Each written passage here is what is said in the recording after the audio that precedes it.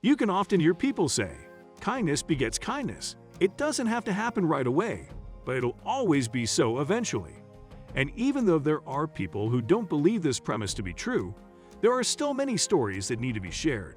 Many of them rightfully deserve to be heard by as many people as possible. It all started on Christmas Eve. On a cold January evening in 2005, a guy named Correll started his old Zhiguli car and earned a little extra money working as a private cabbie. While the bulk of the city's residents was celebrating Christmas with their families at a festive table, Correll, unfortunately, had to use this opportunity to earn some extra cash. At the time of the events described in the story, the young man was an ordinary student who had been forced to transfer to the part-time department because of his mother's illness. She required care and attention. As fate would have it, Correll had never known his father, and therefore his mother was his only immediate family. The young man was also very proud of his used car, which he had inherited from his grandfather. His grandfather had purchased it years ago, after decades of hard labor. The old man had been taking great care of the old Zhiguli up until his death, and now this old car was helping the sophomore earn a living. He tried hard to earn money for his mother's medications and other expenses. Sure, many of you might say that this relic of the past should have been sent to the scrap heap a long time ago, but Correll didn't think so. As he picked up two guys who were stranded outside in a blizzard at a busy bus stop, he reassured himself yet again that his old Zhiguli could still do the job. The passengers' destinations turned out to be on the other side of the city. They also said that due to the heavy snowfall, all taxi services were busy, so finding a car turned out to be an unrealistic task. The guys were well-dressed, and judging by their appearance, the young man immediately realized that they were well off. During the trip, the young man asked to turn on the music. Although Correll considered himself a music fan, the passenger's knowledge in this field impressed him very much. There seemed to be no song or artist that the guys didn't know. Overall, everything was as usual, and it seemed that nothing could go wrong. Talking quite animatedly, the young people did not expect a descent and an icy section of the road ahead of them. For some reason, it wasn't treated with salt or sand. Correll noticed the danger too late. He lacked experience, so he immediately pushed on the brakes. The car began to skid to the left, and the only reason they managed to avoid a serious accident was the absence of oncoming traffic. Fortunately, the car didn't slide for long, and it was thanks to this fact that our story even has a continuation.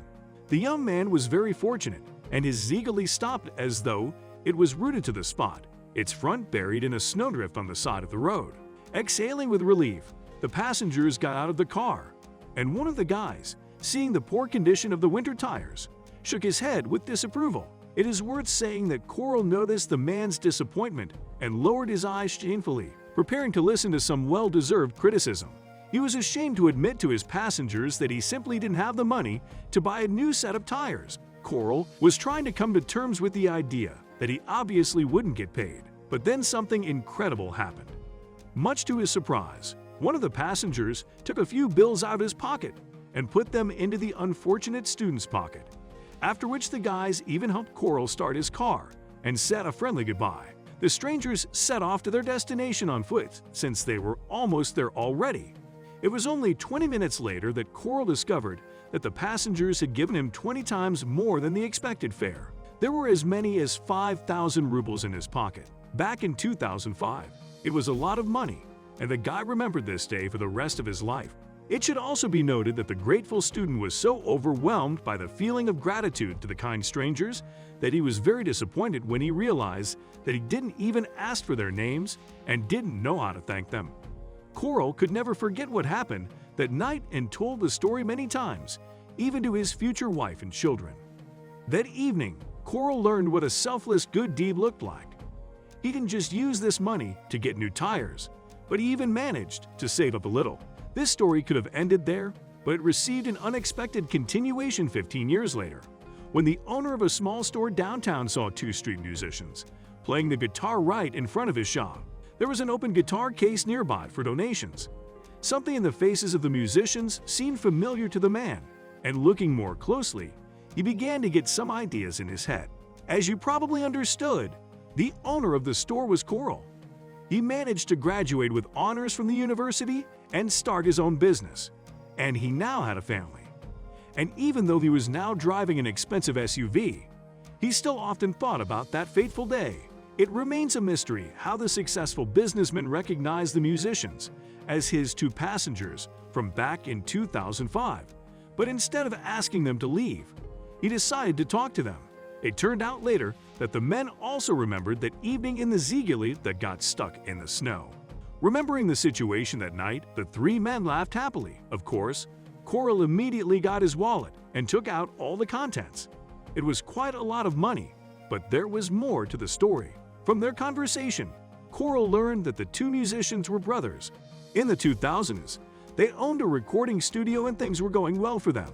However, for various reasons, their business failed, and now they were broke, having to take on odd jobs, giving concerts in nightclubs, restaurants, and in the open air.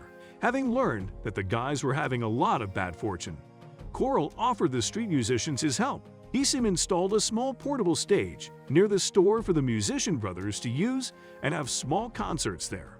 Moreover, Correll officially employed them in the store and even set them up with an official salary. And still, this isn't all. A month later, Correll helped them open a new recording studio, since he had some space for it, and the guys had the equipment. Thus, they became partners, and later on, they became true friends and their families too.